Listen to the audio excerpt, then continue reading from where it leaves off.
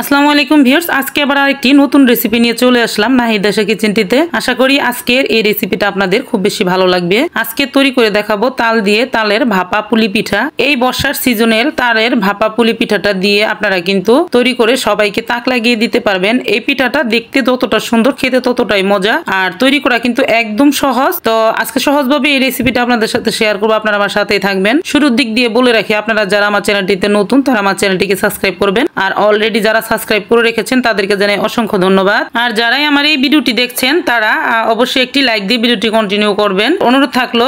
আর পাশে থাকা বেল বাটনটি অন করে দিবেন, এতে করে খুব দ্রুতই নোটিফিকেশনটা পৌঁছে যাবে আপনাদের কাছে, আমি যাই কিছু আপলোড করি না কেন। তো দেরি না করে চলে যাচ্ছে মূল রেসিপিটিতে। প্রথমে আমি এখানে নিয়ে নিলাম একটি কড়াইতে দিয়ে দিব আমি 2 চামচ তাল। আর তালটাকে কিন্তু আগে থেকেই আমি সংরক্ষণ করে নিয়েছি।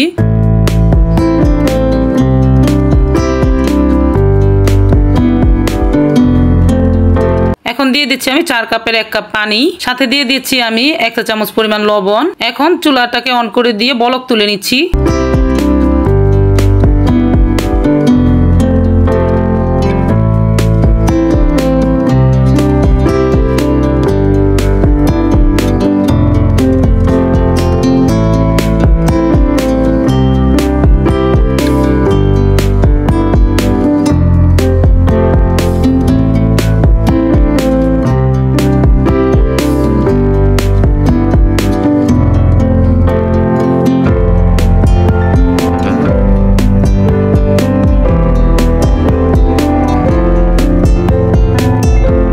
বলক চলে এসেছে। এখন আমি এখানে দিয়ে দিচ্ছি এরকম মেজারমেন্ট কাপের 2 কাপ চাউলের গুঁড়া। এটা কিন্তু আতপ চাউলের গুঁড়া। আর চাউলের গুঁড়াটা দিয়ে খুব সুন্দর করে মিশিয়ে একদম সিদ্ধ করে নামিয়ে নিচ্ছি। একটি শক্ত ডো তৈরি করে নিচ্ছি। এটা কিন্তু কোনো ব্যাপারে নরম করে নেওয়া যাবে না। তো এটাকে কিন্তু একদম খুব ভালো করে সিদ্ধ করে ডোটাকে তৈরি করে নিতে হবে।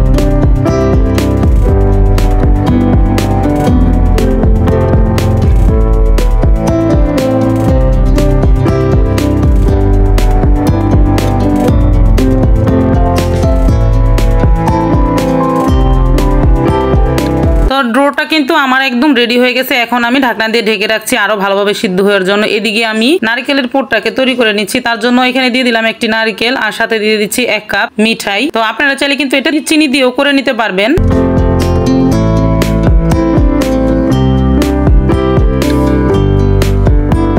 এখন দিয়ে দিচ্ছি এখানে 4 কাপের 1 কাপ পানি। আর পানিটা দিয়ে খুব ভালো করে জাল করে মিঠাইটাকে গালিয়ে নিয়ে একদম শুকনা করে তারপরে কিন্তু এই পুরটাকে রেডি করে নিচ্ছি।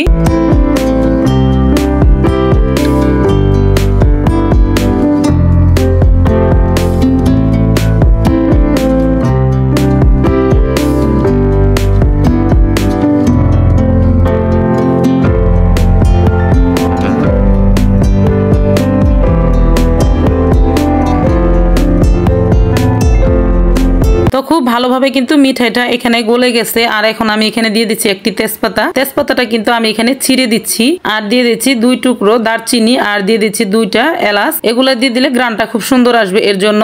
আর এখন কিন্তু আমি একদম শুকনা করে একদম ড্রাই করে ভেজে নিচ্ছি, কারণ এটাকে কিন্তু শক্ত করে নিতে হবে। কিছু অংশে কিন্তু এটাকে নরম করে রাখা যাবে না, কারণ এটা যদি নরম করে রাখেন তাহলে যখন আমি ভাপিয়ে নিব তখন কিন্তু আরো নরম হয়ে যাবে। এর জন্য একদম ভাজা ভাজা করে ড্রাই করে তারপরে নামিয়ে নিতে হবে, যাতে নামানোর পরে এটা দলা বেঁধে থাকে সেরকম করে নিতে হবে। তো দেখতেই পাচ্ছেন এটা কিন্তু বেশ শুকিয়ে গেছে, এটা কিন্তু ভাজা ভাজাও হয়ে গেছে। এখন নামিয়ে রাখলে ঠান্ডা হতে হতে কিন্তু আরো শক্ত হয়ে যাবে। তো এই পর্যায়ে কিন্তু আমি এখন নামিয়ে নিচ্ছি।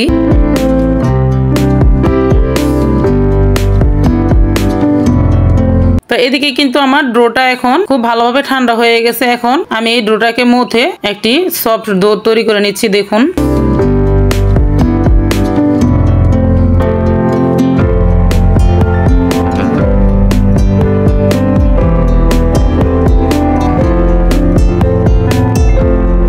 তো ডোটা কিন্তু আমার এখানে রেডি হয়ে গেছে।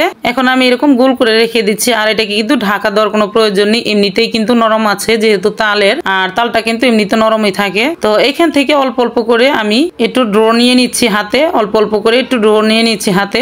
আর এটাকে দেখুন আমি পিঠাটা কিভাবে তৈরি করে নিচ্ছি, হাত দিয়ে কিন্তু গোল করে একটি পাতিলের মতন করে তৈরি করে নিব। আমরা সাধারণত যেভাবে খেলনা পাতিল তৈরি করতাম মাটির দিয়ে, ঠিক সেরকমই কিন্তু এভাবে তৈরি করে নিচ্ছি। আর তৈরি করে নিয়ে এইভাবে নারিকেলের পোটটা ভিতরে দিয়ে তারপরে কিন্তু আমরা যে পুলি পিঠার ডিজাইনটা দিয়ে থাকি সেই ডিজাইনটা আমি দিয়ে দিচ্ছি। আমি আপনাদেরকে এখানে দুটা পিঠা তৈরি করে দেখিয়ে দিচ্ছি। আর পিঠাগুলো তৈরি করার পরে আসলে দেখতে যে কতটা সুন্দর দেখা যায় সেটা কিন্তু আপনারা তৈরি করার পরেই বুঝতে পারবেন। আর খেতে কিন্তু খুবই মজা, তালের এত সুন্দর একটি গ্রান আসে, সেটা কিন্তু আপনারা তৈরি করলেই বুঝতে পারবেন। অবশ্যই কিন্তু আপনারা এভাবে বাসায় তৈরি করে দেখবেন আসলে কতটা মজাদার এই তালের ভাপা পুলি পিঠা।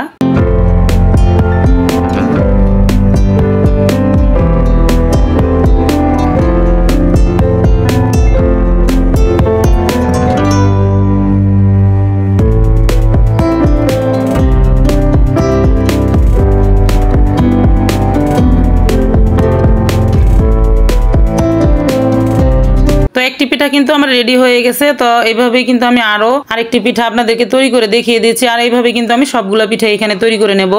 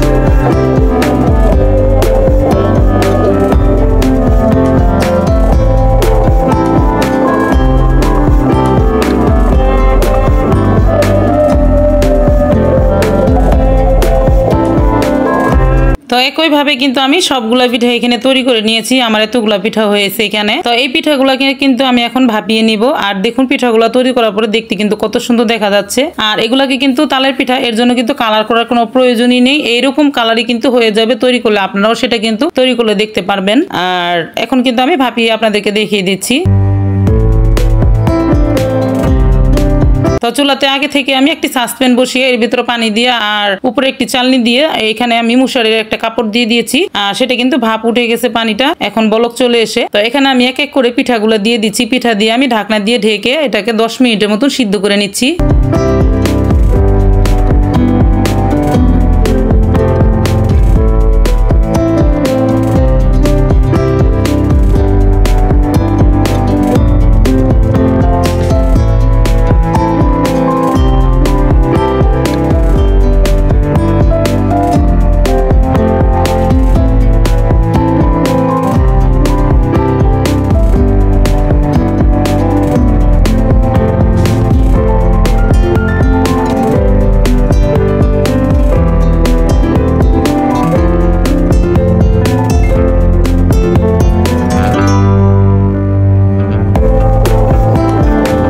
এখন দেখুন পিঠাগুলো আমি ঢাকনাটা উঠিয়ে দেখিয়ে দিচ্ছি। আমার কিন্তু এখানে খুব ভালোভাবে ভাপিয়ে নেওয়া হয়ে গেছে। এখন ঠান্ডা করার পরে আমি আপনাদেরকে দেখিয়ে দিচ্ছি। এটাকে কিন্তু এখন আপনারা আগের দিন রাত্রে তৈরি করে নর্মাল ফ্রিজে রেখে তারপরে কিন্তু খেতে পারবেন। আমি কিন্তু এখনো ফ্রিজে রাখিনি, গরম গরমই আপনাদেরকে দেখিয়ে দিলাম। এখনো কিন্তু বেশ গরম আছে। তো এটা ঠান্ডা হওয়ার পর কিন্তু খুব সুন্দরভাবে শক্ত হয়ে যাবে, আর সেটা কিন্তু খেতে খুবই মজা লাগবে। তো আমি কিন্তু নামিয়ে আপনাদেরকে দেখালাম। তো দেখতে পাচ্ছেন আসলে পিঠাগুলো তৈরি করা কত সহজ, দেখতেও কত সুন্দর, অতস্য খেতেও কিন্তু খুবই মজাদার। তো যদি আমার এই রেসিপিটা আপনাদের কাছে ভালো লাগে তাহলে অবশ্যই কিন্তু বাসায় একবার হলো ট্রাই করবেন। আজ এই পর্যন্তই, আরো একদিন চলে আসবো নতুন কোনো ভিডিও নিয়ে ইনশাল্লাহ। ততক্ষণ পর্যন্ত আপনারা সকলে ভালো থাকবেন। সকলকে জানাই অসংখ্য ধন্যবাদ। আল্লাহ হাফেজ।